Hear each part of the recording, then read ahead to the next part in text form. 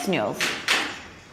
Senior Telugu Desam నాయకుడు మండపేట మాజీ municipal chairman చుండ్రు వరప్రకాష్ ఆకస్మిక మరణంతో మండపేట పట్టణంలోని విషాద ఛాయలు అలుముకున్నాయి. ఆయన అకాల మరణం తీవ్రంగా కలిచివేసిందని రాష్ట్ర కార్మిక శాఖ మంత్రి వాసంశెట్టి సుభాష్ మండపేట నియోజకవర్గ శాసనసభ్యులు వేగుళ్ల జోగేశ్వరరావులు తమ ఆవేదన వ్యక్తం చేశారు. ఆదివారం రాత్రి గుండెపోటుతో అకాల మృత్యువాత పడిన చుండ్రు వరప్రకాష్ భౌతిక కాయాన్ని మంత్రి వాసంశెట్టి సుభాష్ ఎమ్మెల్యే వేగుళ్ల జోగేశ్వరరావులు సందర్శించి శ్రద్ధాంజలి ఘటించారు.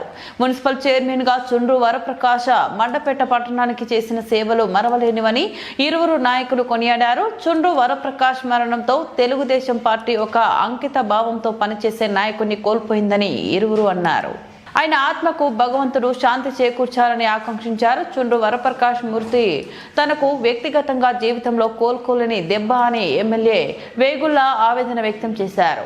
మండపేట నియోజకవర్గం YSR Congress party incharge MLC Thota Trimurthulu చుండ్రు వరప్రకాష్ మృతికి సంతాపం తెలియజేశారు. చుండ్రు వరప్రకాష్ చివరి చూపుకు ఆయన అభిమానులు, ఎన్డీఏ కూటమి శ్రేణులు, పుర ప్రముఖులు ఆయన స్వగృహానికి తరలి వచ్చారు.